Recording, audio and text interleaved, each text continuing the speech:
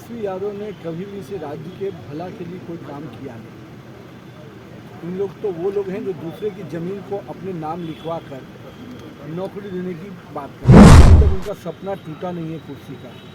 वो जो कुर्सी का सपना लेके वो दिन सोते हैं और सुबह में फिर कुर्सी नज़र नहीं आती है तो उसके बाद वो रिएक्शन देते हैं, अपना दुख व्यक्त करते हैं।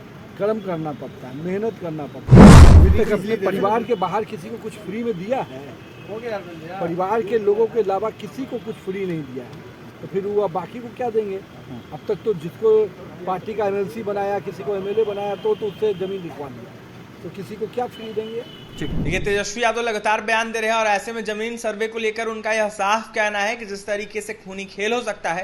इसके बाद पलटवार आया बिहार सरकार के मंत्री नितिन नवीन उनका, जहां पर नितिन नवीन ने तेजस्वी यादव को निशाने पर लिया है, तो वहीं कई सवालों को लेकर मुखर होकर अपनी बातें रखते हुए नजर आ रहे थे। ऐसे में नितिन नवीन ने यह साफ कहा है कि जिस तरीके से बिहार में जमीन सर्वे हो रहा है, इसको देखते हुए काफी बेहतर यह काम है। ऐसे में तेजस्वी यादव जो बयान दे रहे हैं वो खुद नौकरी के नाम पर कहीं ना कहीं जमीन लिया करते थे। ऐसे में इसके साथ ही नितिन नवीन ने पलटवार करते हुए यह साफ कहा है कि जिस तरीके से बिहार राज्य में जमीन सर्वे चल रहा है, इसको देखते हुए जो लोगों का जमीन सर्वे हो रहा है कहीं ना कहीं इस पर और होल्डेंस बनाएगा और ऐसे में किसी और ने अगर जमीन हड़पा है तो उनके ऊपर कार्रवाई भी इसको देखते हुए होगी।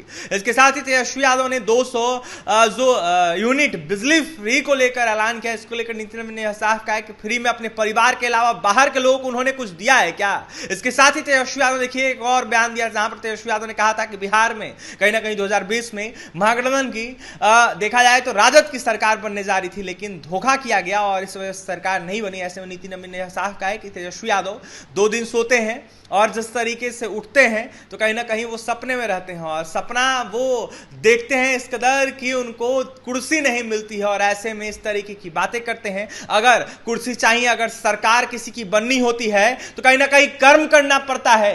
ऐसे में देखा जाए तो जनता से मिलना पड़ता है, ना कि बंगले में रहकर सपना, बड़े बड़े ख्वाब देखे जाते हैं। क्या कुछ कह रहे बिहार सरकार के मंत्री नितिन नवीन तेजस्वी यादव पर पलटवार करते हुए, वो सुने आप लोग। क्या कुछ समस्याएं आती हैं इसमें? कई तरह की चीज़ें हैं, नगर निगम से रिलेटेड भी हैं, कुछ नई योजनाओं को देने का है, किन्हीं को काम करने में कहीं कठिनाई आ रही है उसका है। तो सब चीज़ों को जहाँ जहाँ पर जिस तरह के विषय हैं उस पर हम लोग सब पार्टी की तरफ से जो निर्देशन है कुछ लोगों से मिलकर उनकी समस्याओं को सुनना और कहीं ना कहीं उसके समाधान का रास्ता निकालना। विपक्ष सवाल उठा रहा है कि जमीन सर्वे को लेकर खूनी खेल हो सकता है, घातक हो सकता है। तेजस्वी यादव साफ साफ कह रहे हैं घातक साबित होगा जमीन सर्वे।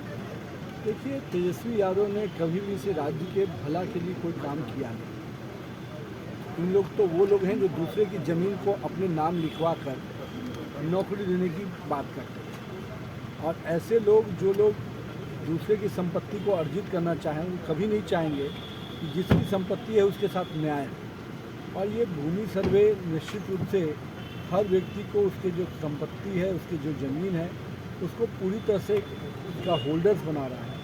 कल के डेट में ये विषय ख़त्म हो, इसके लिए प्रयास किया जा रहा है। और मेरा ये मानना है कि कहीं ना कहीं ज़मीन के इस सर्वे के माध्यम से जो उसके स्वामित्व के लोग हैं उनको सही रूप से न्याय मिलता है। धोखा देने का आरोप लगा रहे हैं, कह रहे हैं कि 2020 में हमारी सरकार बनने जा रही है। तेजस्वी यादव दावा कर रहे हैं और कह रहे हैं कि धोखा हुआ है हमारे साथ। अभी तक उनका सपना टूटा नहीं है कुर्सी का। वो जो कुर्सी का सपना लेके वो दिन सोते हैं और सुबह में फिर कुर्सी नज़र नहीं आती है तो उसके बाद वो रिएक्शन देते हैं, अपना दुख व्यक्त करते हैं। कर्म करना पड़ता है, मेहनत करना पड़ता है, जनता के बीच में जाना पड़ता है।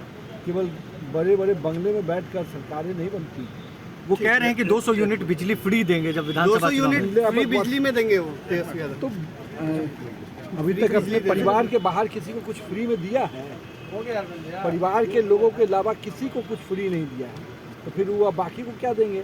अब तक तो जिसको पार्टी का एमएलसी बनाया, किसी को एमएलए बनाया तो उससे ज़मीन लिखवा लिया, तो किसी को क्या फ्री देंगे?